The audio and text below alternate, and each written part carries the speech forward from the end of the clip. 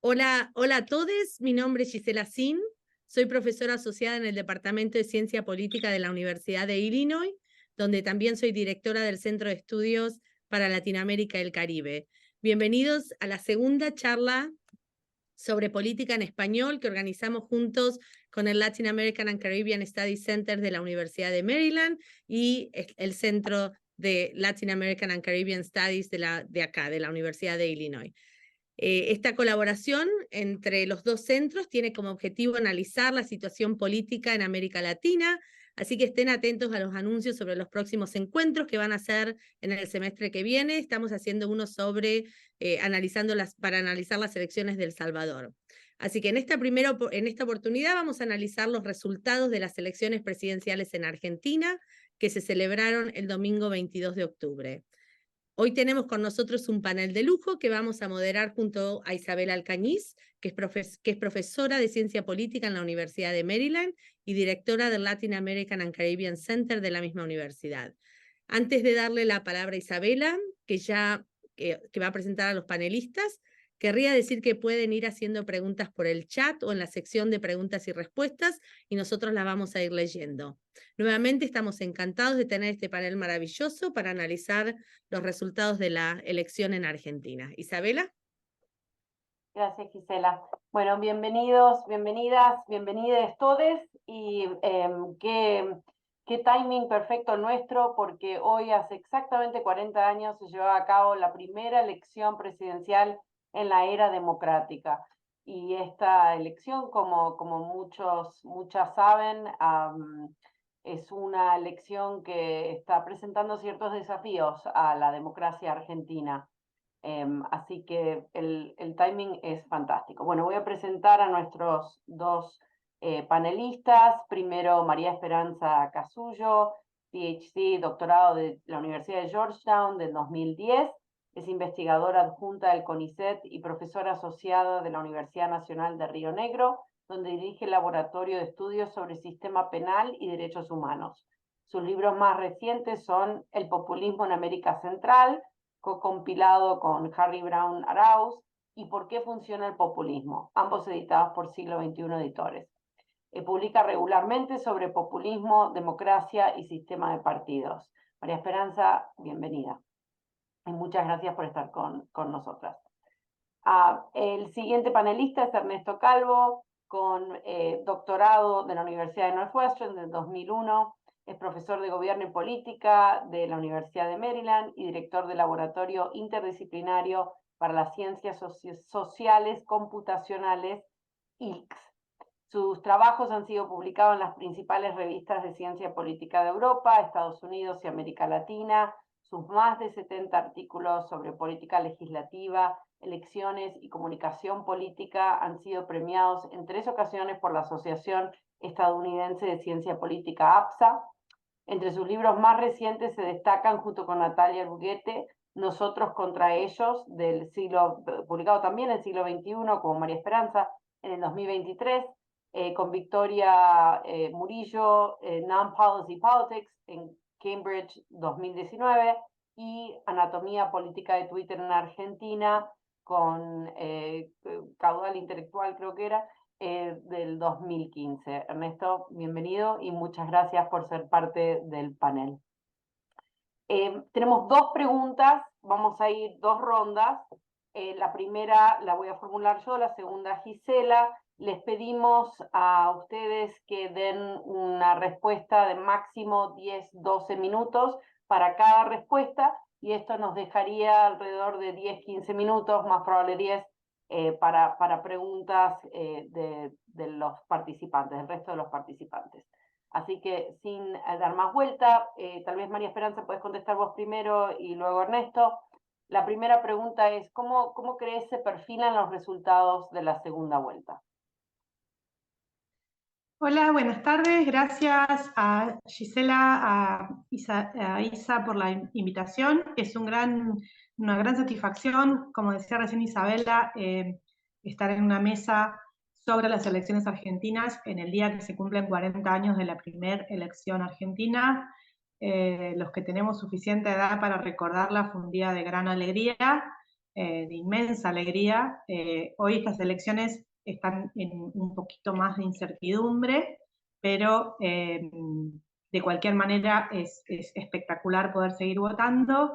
Y hay que mencionar que si bien un dato, que si bien es cierto que la participación en elecciones ha bajado un poquitito desde el 83 hasta acá, en las últimas elecciones votó el 78% de la población, que es más o menos dentro de la variación del promedio de las elecciones de las últimas 2 décadas, o sea que la ciudadanía argentina sigue teniendo un gran interés en las elecciones. Y la verdad es que también, yo no sé si ustedes se acuerdan, pero quiero recordar que nosotros estuvimos en un panel analizando el resultado de las elecciones legislativas en 2021, y Ernesto dijo una cosa en ese panel que me resultó absolutamente presciente, y quiero señalar y reconocer, creo que fue uno de los análisis más ajustados que escuché de esa elección, que dijo que, como ustedes saben, luego de esa elección, no sé si se produjo, pero sí se puso en evidencia la fractura entre Cristina Fernández de Kirchner y Alberto Fernández. Incluso hubo una serie de enfrentamientos, ministros cercanos a Cristina Fernández amenazaron con irse del gabinete, y Ernesto dijo una cosa, que es que eso había sido una sobreactuación de que fue una derrota legislativa, pero que el kirchnerismo y el peronismo en los últimos años era bastante rutinario que tuviera derrotas en las elecciones de medio término, y que el resultado era perfectamente mejorable y levantable para estas elecciones presidenciales. ¿Por qué digo esto? No solamente para darle la satisfacción a Ernesto de haber tenido razón, que es una de las felicidades más profundas que puede tener un ser humano, sino porque realmente creo que es imposible entender los resultados de esta primera ronda sin darle cierto crédito al candidato de Unión por la Patria, Sergio Massa, que creo yo fue prácticamente el único dirigente de Unión por la Patria que llegó a estas elecciones pensando que se podían ganar. Creo que el marco que le dio la mayoría de la dirigencia de Unión por la Patria a las elecciones era que eran, desde hace 2 años, que estaban perdidas de antemano, que eran imposible ganarlas. Y esto hizo que tuvieran, digamos, que ofrecieran diversas especulaciones, como poner candidatos más débiles, o tal vez débiles electoralmente, pero con un perfil más puro kirchnerista, en función de resguardar una identidad y luego empezar a planificar una especie de resistencia, o poner un candidato casi testimonial, como hubiera sido el caso de Daniel Scioli. Creo que uno de los, o tal vez la principal fortaleza de Sergio Massa es simplemente haber llegado a esta instancia pensando que las elecciones eran ganables, a pesar de los malos resultados económicos de la gestión. Y segundo, la segunda cuestión que creo que hay que reconocerle a Sergio Massa pero que también, como estamos viendo ahora, fue una apuesta muy riesgosa, es haber apostado a que se dividiera el voto opositor entre Patricia Bullrich o Horacio Rodríguez Larreta y Javier Milei, ¿no? O sea, a que la figura de Javier Milei resultara lo suficientemente traccionante de votos como para impedir una victoria de Juntos por el Cambio en las PASO primero y en la primera ronda. Y esto es, de alguna manera, lo que se fue cumpliendo hasta este momento, de manera bastante sorprendente, uno podría incluso decir, en el sentido de tuvimos una elección de PASO en la cual muchos pensaban que Juntos por el Cambio iba a sacar otra vez el 40%, uniendo a Bullrich y a Larreta, que había sacado en el 2021, y quedó muy por debajo de esa cifra.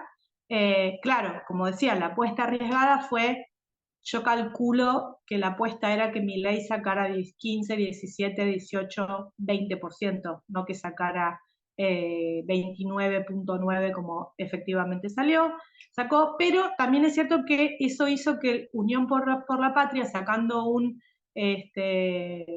humilde 27-28%, no estuviera muerto de antemano.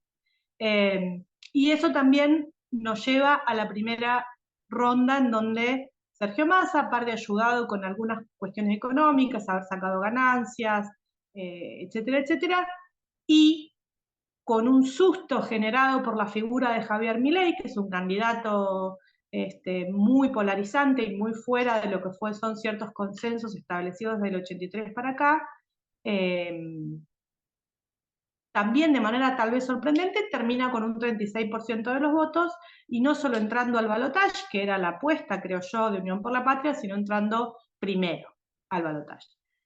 Para cerrar, dos cosas voy a decir con respecto al balotaje. Primero, yo creo que hoy el que está mejor posicionado es Sergio Massa.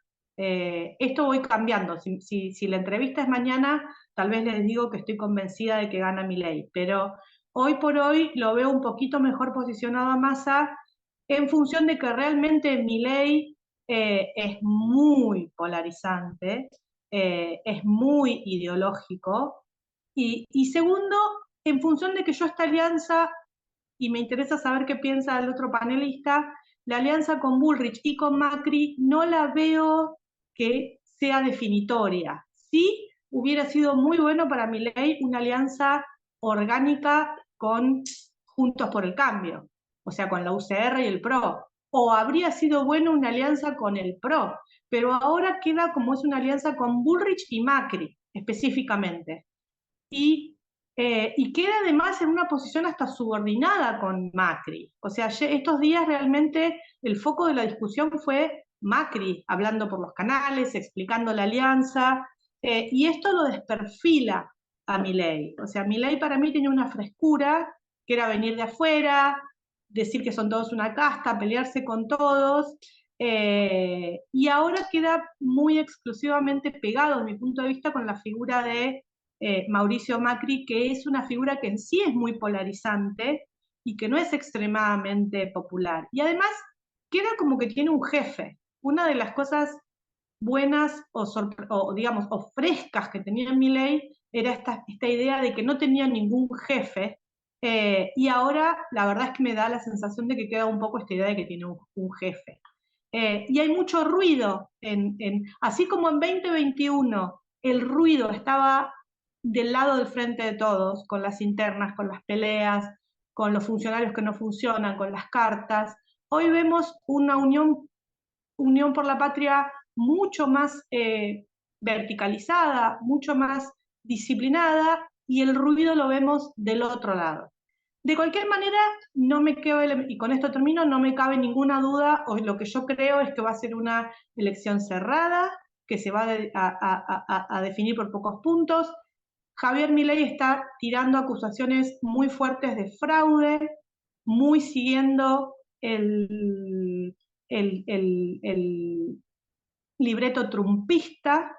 Vino Tucker Carlson, hay contactos muy fluidos con la familia Bolsonaro. No sería raro que en las semanas que van a las elecciones veamos disturbios, veamos acusaciones, veamos incluso hechos de violencia, con lo cual es probable que estemos cortando clavos hasta el mismo día de la elección.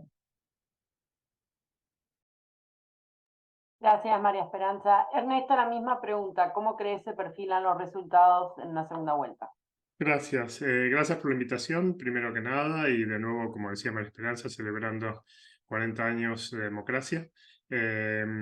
Y después de lo que dijo ella de que le había pegado en el 21, creo que, bueno, dejo acá la presentación. Fue muy agradable. Así que bueno, no, ya que estamos en los 40 años, pensemos en otra elección que fue también inesperada. Todos los que vivimos esa época sabíamos en aquel momento que Luder iba a ser presidente. Y una de las historias que creo que todos contamos en nuestras clases de democratización cuando se habla de la Argentina es la noción del pacto cívico-militar, que fue justamente denunciada con Alfonsín, fue la estrategia de los militares en Argentina de tratar de evitar ser enjuiciados y de probar ¿cómo se llama? Inmunidad política ante lo que ellos presumían como la certeza de que el peronismo va a volver electoralmente, y por primera vez en justamente 35 años el peronismo fue derrotado en elecciones abiertas y competitivas, lo cual constituyó la primera sorpresa de la democracia. Desde la primera sorpresa de la democracia han ocurrido muchas. Yo creo que de esta elección la sorpresa más grande que ya se puede, digamos, anunciar es que si Milei no hubiera surgido en forma orgánica desde la derecha en Argentina, lo debería haber creado el peronismo, porque para mí ha destruido la posibilidad de cualquier reintegración de la coalición Cambiemos como tal. Vemos un estallido en el cual una parte de Cambiemos ha decidido que debe realinearse netamente hacia la derecha y no más como un partido de centro-derecha, y vemos entonces ahora un radicalismo que se encuentra a la deriva, y la división que se hizo evidente ¿cómo se llama? La coalición centro-derecha de Cambiemos, creo que fue inesperada. Si uno va 3, 4, 5 meses atrás en el tiempo. Hace 3, 4, 5 meses creo que asumíamos que Cambiemos iba a estar en el runoff si había, en un balotage, y asumíamos que Cambiemos iba a llegar totalmente entero, y creo que la primera vez que empezamos a asumir que podía haber una división y que Cambiemos podría llegar a fragmentarse fue después de las PASO, cuando Macri jugó abiertamente hacia Milei y produjo el primer sismo dentro de Cambiemos. Así que llegamos a una elección que es muy distinta a lo que habíamos anticipado.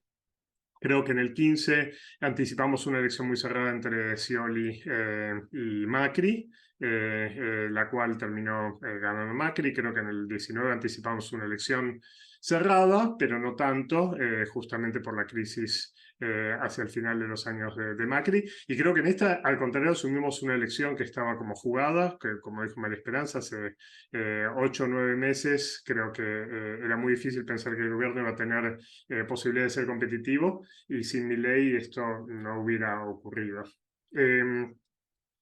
A diferencia de María Esperanza, digamos, la data que yo tengo por lo menos, tenemos un 50-50 en el cual el margen de victoria va a ser mucho más pequeño que el margen de error, con lo cual creo que vamos a estar con una incertidumbre enorme hasta que sean las elecciones, salvo que veamos más daños autoinfligidos Milei sobre su campaña. Yo decía, en el tendal que va dejando Milei, digamos, la primera víctima fue Cambiemos. En realidad es muy raro para mí el juego político que está haciendo el macrismo, porque es casi imposible pensar a Milei manteniendo ningún tipo de gobernabilidad, y el macrismo decidiendo que se va a jugar para, si gana Milei, participar de un gobierno que posiblemente entre en crisis. Es extraño, para decirlo, digamos. A diferencia de Cavallo, que en el momento en que asumió Menem dijo vamos a esperar primero que termine este ciclo de hiperinflación, que tenga la crisis de gobierno que necesite, después voy a entrar yo, que es lo que hizo.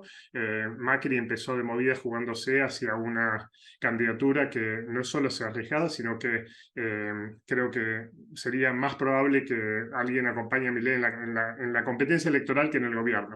Con lo cual la jugada de Macri es difícil de entender. Como decía, los datos que tenemos en este momento son de un empate muy fuerte, y empezamos a ver algunas transferencias entre los votantes que hubo en la general y hacia la segunda vuelta. Las primeras mediciones que tenemos, en esto venimos trabajando bastante con Marcelo Escolar, que ha estado proveyendo muchas de las encuestas que uno ve digamos, en el área política. Tenemos que de Schiaretti hay mucha más transferencia hacia Milei que lo que esperábamos. Esperábamos que las transferencias a Milei de parte de Schiaretti fueran 50 y 50, y en verdad estamos viendo que las transferencias de Schiaretti están cerca de 50, pero las transferencias hacia Massa son de un 10 a un 15, o sea que en realidad Massa está obteniendo bastante menos votos de Schiaretti que lo que anticipábamos. Por otro lado, sí estamos viendo mucho voto en blanco de Cambiemos en las primeras apreciaciones, y también vemos que hay mucho más indeciso entre mujeres y personas mayores de 40. Ambas son categorías en las cuales Massa está muy favorecido. Hay un quiebre de un gender gap enorme, en el cual las mujeres están votando por Massa en relación a Milei casi el doble, o sea que los varones jóvenes están teniendo mayoría de intención de voto hacia Milei, incluso cuando estaba dividido en tres el sistema político. En este momento esa intención es mucho más alta, y en cambio las mujeres en todas las categorías, desde 18 hasta 65, votan casi la mitad por Milei que los hombres. Entonces, en la segunda vuelta vemos por un lado que la oposición tendría mayor cantidad de votos que Massa digamos, en la bolsa total, pero vemos una significativa intención de voto blanco por parte de Cambiemos, y vemos también cierta transferencia que es de esperar en el día de la elección de mujeres y de votantes de mayor edad. Eso hace que también haya muchísima incertidumbre sobre cómo se va a desarrollar la intención de voto en las próximas 2 semanas. La mayoría de las encuestas han estado pifiándole al voto tanto de las PASO como de la general, submidiendo a Milei cerca de 5 puntos. El motivo que nosotros vemos en ese submedir a Milei es que la tasa de participación en las encuestas de los votantes de Milei es bastante más baja. Eso hace que sea mayor la incertidumbre para saber cuánto de ese 50-50 que estamos midiendo ahora va a permanecer cuando lleguemos el día de la elección dentro de 3 semanas.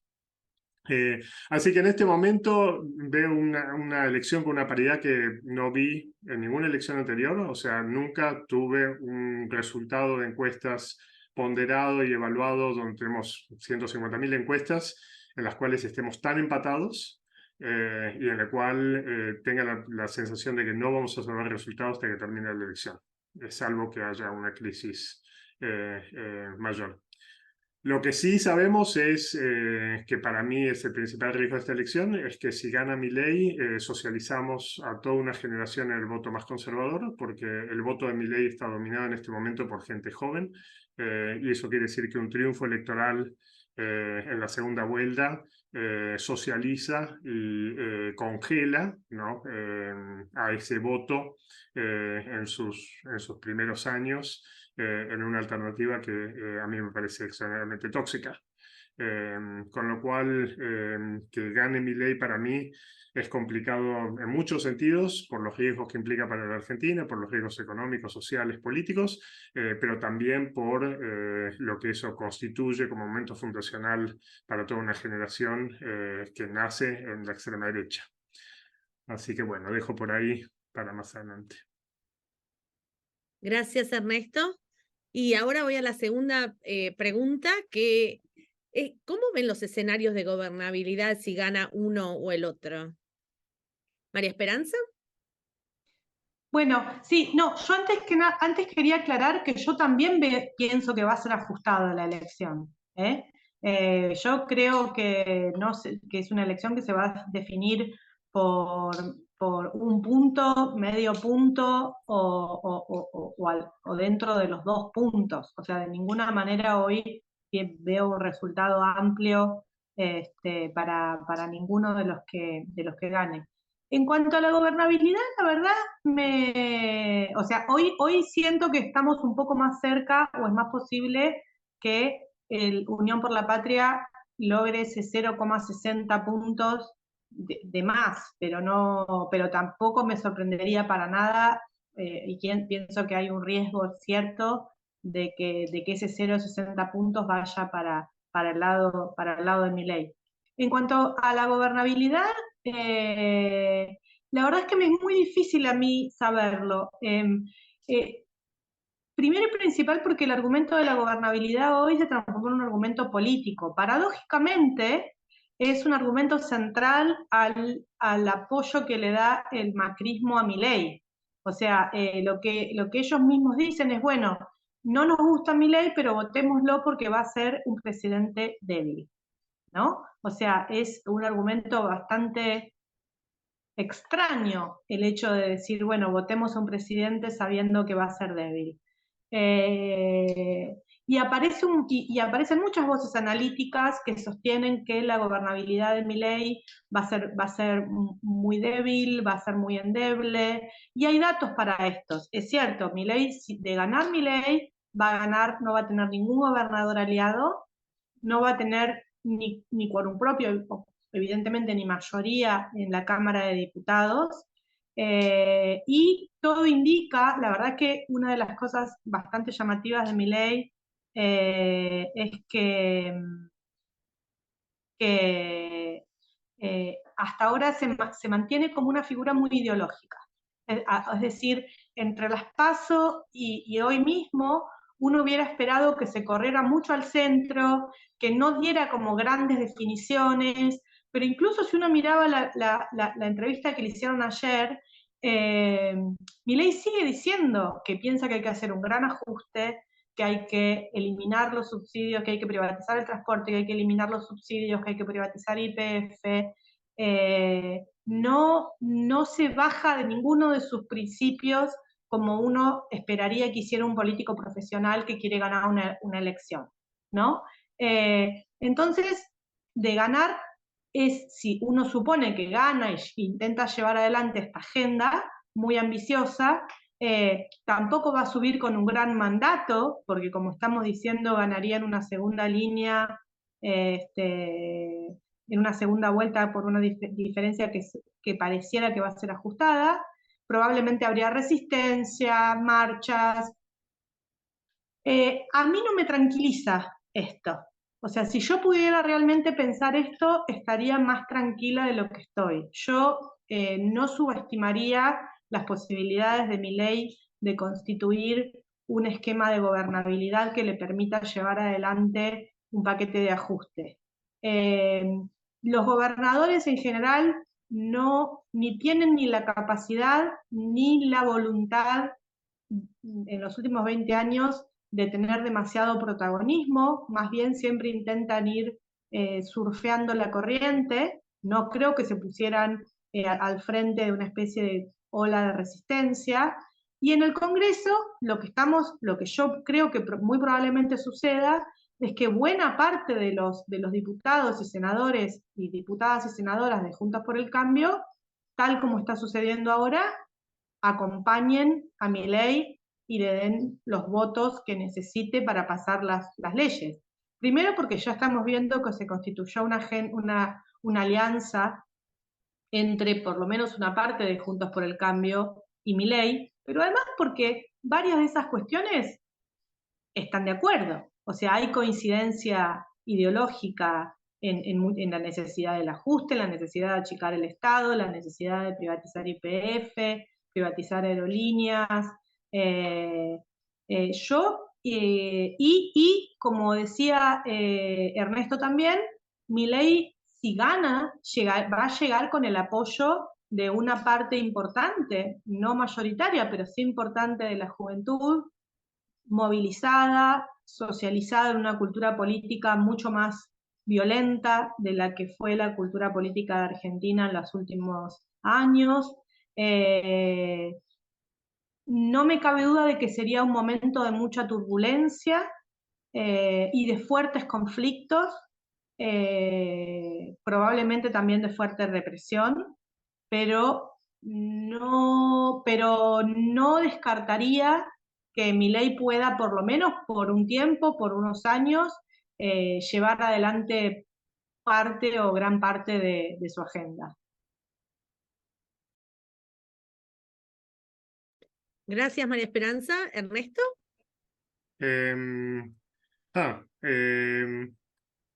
Creo que, como decíamos, uno se ha equivocado tanto que aventurar cómo va a ser un gobierno que no tiene bancada propia, gobernadores propios, intendentes propios y coalición que lo sostengan, está medio en el área de la ciencia ficción. No sé, creo que soy un poquito más escéptico que María Esperanza en cuánto tiempo va a poder sostenerse. Estoy de acuerdo con ella que le van a dar el beneficio de la duda en la Cámara de Diputados. Eso lo hemos visto muchas veces. El Congreso, cuando entra un presidente que está recientemente electo en Argentina, no hemos visto hasta el momento, eso puede cambiar en esta elección, pero no hemos visto nunca, ¿cómo se llama?, un acto de oposición ideológica en el cual asume un nuevo presidente y el Congreso actúa contra ese presidente desde el principio. Cuando el presidente electo no tuvo mayoría propia, eso en el Senado, por ejemplo, Macri, el Senado votó los proyectos de Macri y se aprobaron todos sus proyectos. El blindaje le fue aprobado en el Senado a la Rúa. El Congreso históricamente ha trabajado con el presidente porque los costos para las provincias y para las intendencias de hacer simplemente una oposición son muy altos. Dicho eso, en general siempre hubo un quid pro quo y todos los presidentes, aun cuando hicieron ajustes, y eso en particular el caso de Menem con las privatizaciones, siempre hubo acuerdos importantes para mantener la gobernabilidad que los acompañaron. Uno de los problemas principales acá es nunca tuvimos un presidente que no tuviera una bancada que representa más del 15% de diputados y que tenga un 12% del Senado y que no tenga gobernadores ni intendencias. Entonces, hacer un ajuste en esas condiciones a mí me suena imposible. En una situación fiscal muy frágil como la que tiene Argentina, y con el regalo que le hace de salida a Massa, que también se lo hace a sí mismo si gana, pero el regalo de salida, que es la reducción del IVA, que va a ser después difícil de reinstaurarlo, yo creo que el Estado va a estar en un déficit fiscal y con una situación de fragilidad particularmente fuerte, y Milei tiene que gobernar en ese contexto. Para mí, en ese sentido, Massa y Milei son el día y la noche en el sistema de coaliciones que tienen, porque Massa tiene básicamente, después de esta elección que hubo, va a tener paridad en el Senado y capacidad entonces de, ¿cómo se llama?, de desempatar, o sea que va a tener control del Senado, va a tener casi control de diputados, y con la ruptura de Cambiemos va a ser bastante fácil traer a los radicales que se necesitan para llegar a tener mayoría en diputados. Entonces va a tener un número de gobernadores que van a estar jugando con el peronismo. Entonces me parece que Massa va a tener una situación de gobernabilidad con toda la crisis y la debilidad fiscal que hay en este momento, que son totalmente distintas, igual la situación es totalmente distinta a la de Milei. Dicho eso, es también cierto que ese sistema de coalición también lo tiene atado a Massa en cuanto a lo que puede hacer, o sea que los grados de libertad que va a tener no son tantos. Aun cuando todos anticipamos un giro menemista de Massa, donde Massa, en lugar de, digamos, apoyarse sobre el kirchnerismo y sobre el peronismo de izquierda, se va a mover hacia el centro y va a armar una apertura hacia la derecha. Para mí, aún en ese caso, creo que va a estar limitado en el tipo de políticas que va a poder llevar adelante. María Esperanza tiene toda la razón, que los grados de libertad que tiene Milei también le permiten hacer cosas más drásticas, y si lograra llegar a pasar esa transición, ese circuito de transición, Argentina está muy retrasada cambiariamente, está muy retrasada en utilización de, ¿cómo se llama?, en utilización de industria, de campo, o sea que tiene mucho espacio para crecer. Lo hemos sabido hace 10 años. Hace 10 años que estamos esperando que el oficialismo que es elegido va a tener un boom económico y se va a consolidar. Y hace 10 años que no viene pasando. Le pasó a Cristina hacia el final del mandato, le pasó a Macri, le pasó a Alberto Fernández. Así que no podemos contar con que ahora el que va a asumir va a tener ese boom. Pero todos esperamos que haya ese rebote, porque el retraso en este momento es enorme. En ese caso puede ser que Milei logre hacer la transición, pero si soy honesto, internamente no veo cómo puede sostenerse y gobernar un año. Por eso decía que me parece muy arriesgado la apuesta de Macri. Pero bueno, también es cierto que nuevamente nos venimos equivocando a menudo, así que todo esto es una tirada de dados. Gracias, Ernesto. Y quería reiterar que pueden levantar la mano y los podemos habilitar a hablar, o pueden escribir las preguntas en el chat o en el Q&A.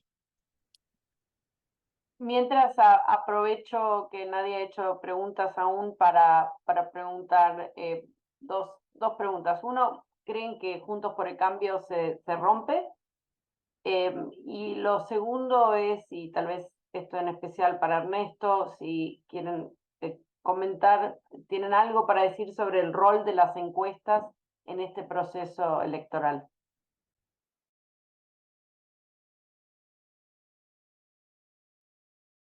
¿Quieres empezar?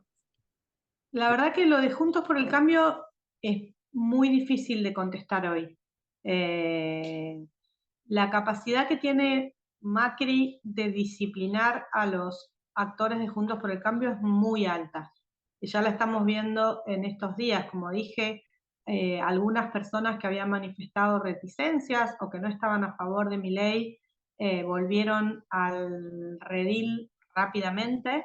Hoy por hoy, las figuras de Juntos por el Cambio que se manifestaron abiertamente en contra de Milei son básicamente cuatro partes, ¿no? Yendo de menor a mayor. Miguel Pichetto y lo que él llama peronismo federal, pero que en realidad es el mismo, digamos, se manifestó en contra.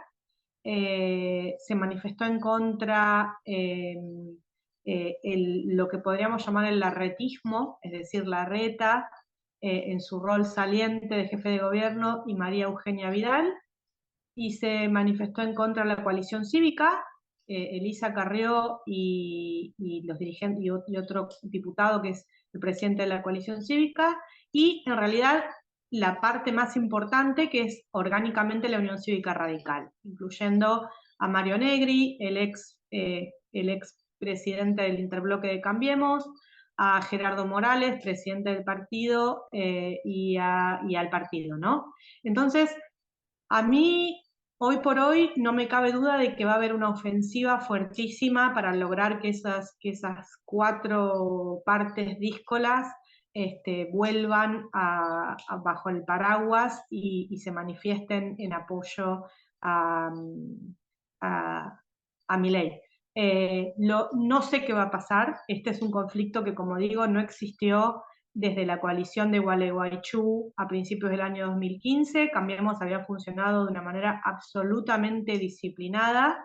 A mí me resultaría sorprendente que me faltó mencionar en una figura importante de la UCR, que es el senador Martín Lustó, que salió muy fuerte, y Emiliano Jacobiti del radicalismo de la Ciudad de Buenos Aires, y muy, muy fuerte contra Milei.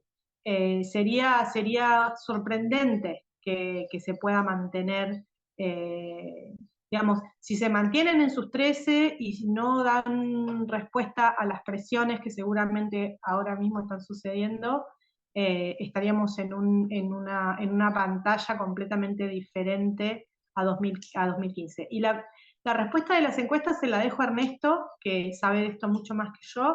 Lo único que voy a decir es que las encuestas se equivocaron, pero no se equivocaron tanto. También es cierto que los resultados hasta ahora estuvieron, por lo menos en las PASO, estuvieron en el margen de error. Y muchas de ellas, por ejemplo, el otro día estaba charlando con colegas que tienen consultoras, y que ellos veían un apoyo muy grande a Milei en las provincias, que ellos mismos pensaban que lo estaban midiendo de más, por decirlo de esta manera, ¿no? Entonces, se equivocaron, pero no tanto, y a veces no se equivocaron, sino que simplemente nos estaban diciendo cosas que nos resultaban difíciles de creer o que no queríamos creer.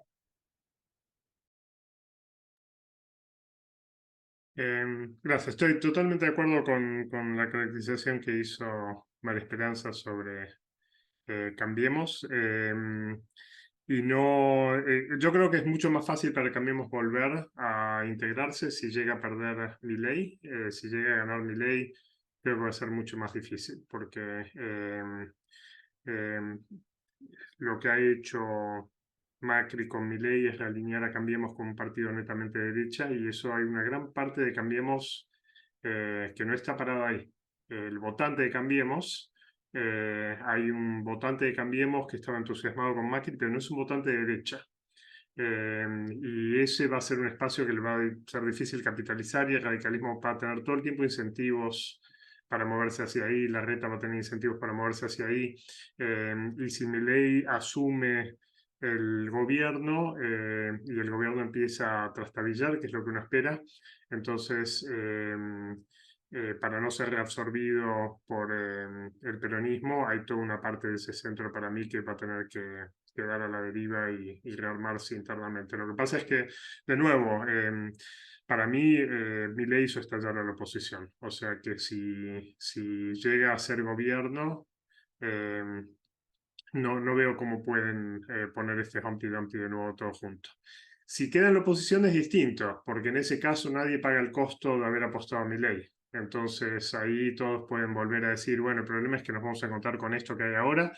Si le va bien a Massa, miren lo que hemos hecho, ahora Massa va a estar gobernando 20 años, que es el discurso que están tratando de empujar desde los díscolos que están sumándose a Milei. Dicen, no lo quiero a Milei, pero en realidad si no hacemos eso, Massa va a crear una hegemonía que va a durar otros 20 años, lo cual es para mí ridículo como proposición, pero si pierde Milei y hay un gobierno de Massa, van a tener por lo menos el argumento de esto era lo que queríamos evitar, y eso le permite reagruparse discursivamente a Cambiemos y no hay costo por esta fractura, porque no queda Macri y Patricia Bullrich como los padres de la criatura. Pero si llega a ganar la presidencia, no veo cómo pueden volver a poner eso juntos. Entonces creo que queda estallado y no le veo vuelta atrás. Y si llega a colapsar Milei, que es mi impresión, para mí queda licuada la oposición por 20 años. Lo que dicen para mí es exactamente lo que pasaría si Milei asume y colapsa su gobierno en los 2 años, como pasó con la Alianza. Así que es rara la apuesta. Respecto de las encuestas, como dijo María Esperanza, en verdad las encuestas han dado muy bien este año, salvo que hay entre 5 y 10 puntos que todas las encuestas en general le dieron a Patricia Bullrich que aparecieron en Milei. Y aún ahora sabemos que para poder recuperar un voto que está bastante cerca de la realidad, no es que hay que o sea, todos los candidatos están siendo bien medidos. El candidato que está díscolo, digamos, desde el punto de vista de las encuestas es Milei. Algunos decían que es porque los votantes de Milei sienten vergüenza y no quieren decir que votan a Milei. Yo la verdad no veo ninguna vergüenza, veo entusiasmo, no veo bronca, no veo solamente voto bronca, veo un voto que está, digamos, entusiasmado y listo para tirarse para adelante y apoyarlo, o sea que bastante más preocupante en el mediano y largo plazo, pero ese votante lo que sí está pasando es que para mí contesta menos las encuestas.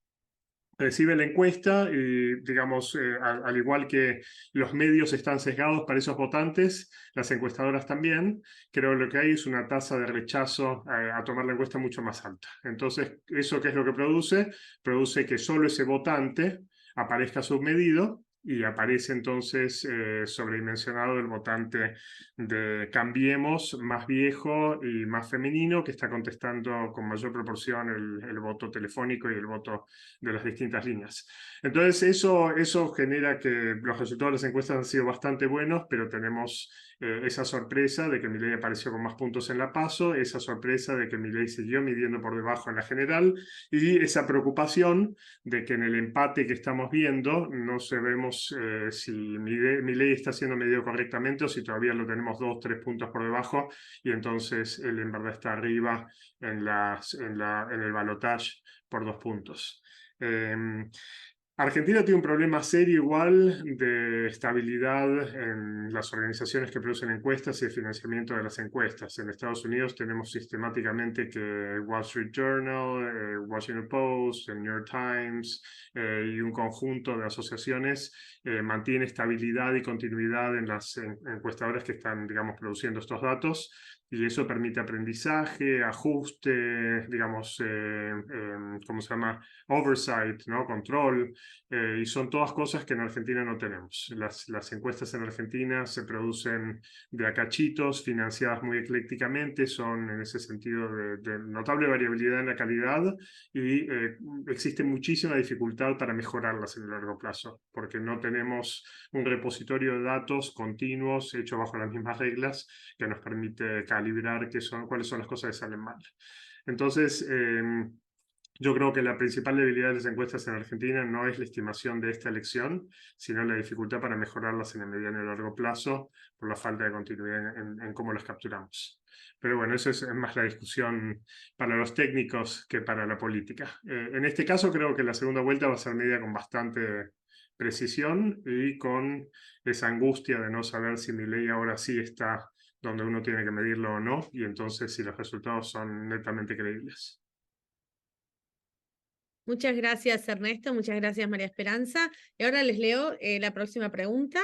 ¿Podrían ahondar sobre la estrategia de división de la oposición, más que nada de Massa, inflando a Milei y capitalizando sus votos en las intendencias?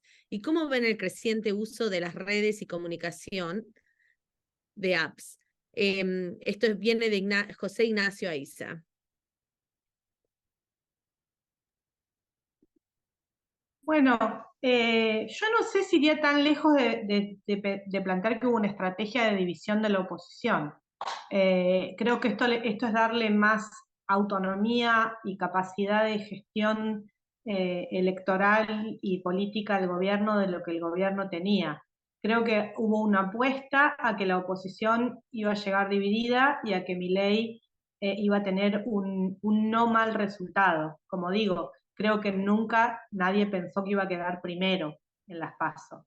Sí es cierto que hay bastantes cuestiones que dicen que habría en la provincia de Buenos Aires gente cercana al masismo en las listas de Milei, o sea que habría habido algunos contactos entre Massa y Milei como una especie de manera de cierto,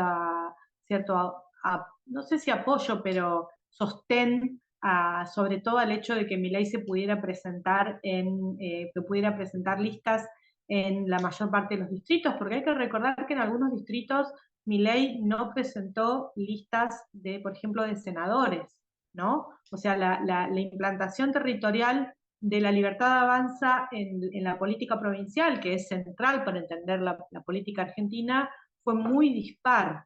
La Libertad Avanza no llegó como una fuerza nacional sólida, como un partido, sino que, y además venía como Milei, que es una cosa, y sus listas provinciales muy tercerizadas, con esta dinámica de, bueno, si vos venís y tenés plata para tu campaña, te damos la lista,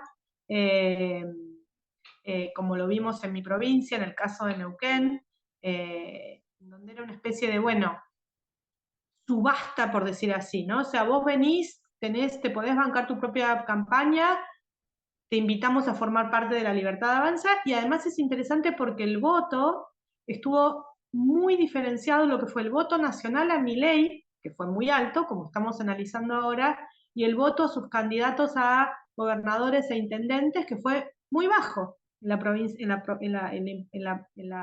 en la mayor parte de los distritos. Y esto es interesante, o sea, el fenómeno político es Milei. No es, desde mi punto de vista, la Libertad Avanza. Más allá de que si Milei gana e invierte tiempo y recursos en fortalecer su identidad política y su boleta partidaria, lo va a poder hacer. Sí es cierto que la existencia de Milei en la provincia de Buenos Aires fue bastante clave, porque al dividir el voto permitió que Unión por la Patria ganara un muy buen número de intendencias, de que ganó 14 intendencias que antes estaban en manos de Cambiemos, y fue una elección muy mala para Cambiemos. Con respecto a las redes, yo creo que una de las grandes cuestiones que por lo menos a mí me queda de la elección de Milei es que todos nosotros decíamos, bueno, lo que pasa en las redes queda en las redes, Twitter no es el mundo político, es un micromundo, son todos trolls, son campañas pagas, y la verdad que en esta elección no fue así. Es decir, vos te podés dar cuenta de que Milei llega, el primer empujón que tiene es el pertenecer a una comunidad orgánica, consciente de sí misma, que comparte rasgos identitarios basada en las redes, y que la presencia y la militancia en redes sociales tuvo características identitarias para la conformación de Milei. No sé muy bien cuáles son las consecuencias de esto, pero la verdad es que yo antes pensaba que la gente que hablaba por Milei en Twitter era gente con poco interés, y ahora pienso que cada uno de ellos es un votante de Milei, y además, como dice Ernesto, que hay una generación de varones jóvenes que, entrando por las redes, aunque no solamente por las redes, se están socializando en una cultura política de ultraderecha, tal y como nunca había existido en los últimos 40 años de Argentina. Básicamente estoy de acuerdo.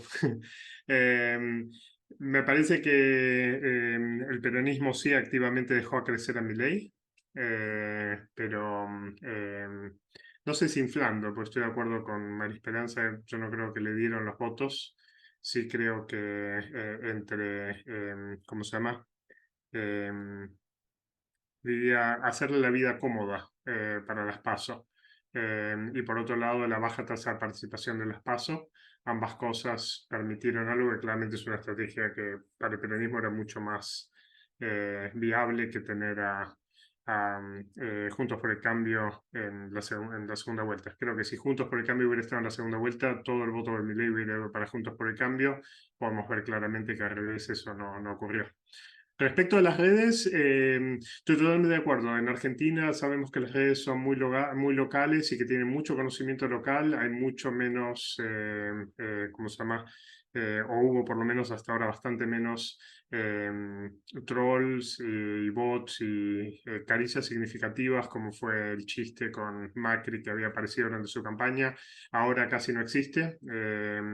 También es cierto que estamos entrando en un periodo de Twitter bastante particular y de las redes bastante particular, en la que cada vez se hace más difícil distinguir cómo son entidades reales y no reales. Y eso solamente se va a poner, digamos, solamente se va a empeorar en los próximos años.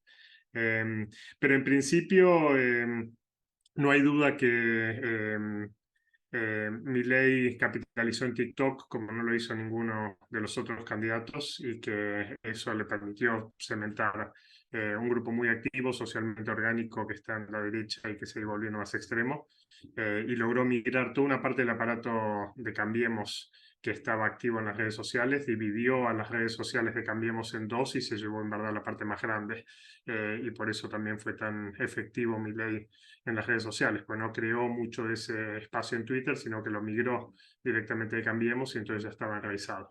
Entonces estamos viendo que las redes de Milei no solamente son muy activas, sino que además no son nuevas, tienen experiencia, están bien insertadas, están bien organizadas, lo cual es poco común para un candidato nuevo. Muchas gracias. Y acá tengo una última pregunta. Hablaron un poco del tema de los varones jóvenes y bueno, ¿podrían decir un poco más sobre esta diferencia de género? Que no sé, es algo nuevo en Argentina, es algo que ha estado viendo, un poco más sobre esto. Muy interesante. Sí, este para mí es uno de los datos centrales de esta elección, y un dato que nos obliga a los politólogos y politólogas a repensar todo lo que sabemos, creo yo, sobre representación, sobre constitución e identidades políticas, sobre partidos políticos, por dos cuestiones. La primera es porque la brecha de género en estas elecciones es gigante. El otro día estamos viendo nuestra colega Paola Subán, pero también la consultora, si no me equivoco, fue Clivajes, que pasaron informes en donde algo así como el voto o sea, son encuestas, son estimaciones para segunda vuelta, pero el voto de Massa sería 60% femenino o más, y el voto de Milei al revés, 60% masculino o más. Incluso creo que era 64% y 69%, ¿no? Y la verdad es que me da la sensación como ciencia política que nosotros nunca teorizamos el género como clivaje, como principio de clivaje político. No sabemos, yo personalmente no sé cómo se ve un sistema de partidos en donde el 60% de las mujeres votan una cosa y el 60% de los varones votan otra, ¿no? Y además, esto tiene implicancias de todo tipo porque la plataforma anti-derechos de género es una parte sustancial de la plataforma de Milei, explícita, digamos, es central en su appeal hacia esta generación de varones jóvenes. Entonces, como decía, primero y principal, como decía Ernesto, esto nos deja preguntas e interrogantes a largo plazo acerca de qué va a pasar con esos grupos que sabemos que por donde uno entra a la política tiene consecuencias de largo plazo en su identidad política. Así como mi generación entró justamente a la política en el 83 con la vuelta a la democracia y eso nos conformó en muchos aspectos, esto nos va a conformar de otros aspectos. Pero además, aunque como dicen ciertos colegas, los votantes, muchos de los votantes masculinos que votan a Milei no necesariamente lo hacen por la agenda antifeminista. Pero sin embargo, tampoco molesta esa agenda antifeminista, o sea, no es un deal breaker, no es decir, bueno, yo lo voto por la dolarización, o lo voto por esta otra promesa, o lo votaría, pero la verdad que es tan desagradable el antifeminismo que no lo puedo votar. Aparece esta cuestión de, bueno, no es lo central, pero no me molesta, por decirlo de esta manera. Y segundo, que la verdad que esto es muy fuerte en Argentina hoy, pero esto es un fenómeno global. Lo vimos en Estados Unidos en las elecciones del 2020 y las últimas legislativas con Trump, en donde el voto de las mujeres jóvenes, no recuerdo exactamente, pero fue muy masivamente al voto demócrata, creo que fue como el 70%, lo vimos en España y lo vimos en Polonia. Entonces, la verdad es que me parece que es un fenómeno que vamos a tener que mirar muy en profundidad. Las mujeres votan menos a los partidos de ultraderecha en sus momentos, sobre todo iniciales, o sea, cuando ya están en un sistema en donde la ultraderecha gobierna hace muchos años, esto creo que se tiende a normalizar, pero cuando la ultraderecha viene en ascenso, el voto que se para un poco enfrente es mayoritariamente femenino, pero creo que no tenemos una comprensión cabal de cómo se da este fenómeno, cómo hablarle a esos varones que parecen que aunque no lo demanden, por lo menos no les molestan discursos más abiertamente machistas, xenófobos, ¿no? Y cómo reconstituir identidades políticas en donde convivan, digamos, tengan la posibilidad de convivir ambos géneros. Gracias, María Esperanza. Nos queda un minuto, Ernesto, si querés, si podés. No, totalmente de acuerdo. Creo que en todos los años que venimos analizando elecciones nunca hubo un gap de género tan grande. Sí ha habido en los últimos 25 años un ligero sesgo de género donde las mujeres votaban más a los candidatos del peronismo que los hombres, pero nunca 20 puntos entre los jóvenes como estamos viendo ahora. Y la diferencia se va achicando con la edad, pero sigue siendo igual, casi el doble. 70% más de voto de varones que de mujeres en todas las categorías de edad. Va cayendo con la edad, va cayendo en ambas, pero el gap es parecido. Así que, y muy estable. Bueno, quería agradecer a nuestros dos invitados de lujo, María Esperanza y Ernesto. Muchas gracias por habernos ayudado a pensar los resultados de esta primera vuelta y anticipar los de la segunda. Así que bueno, muchas gracias. Gracias. Muchas gracias.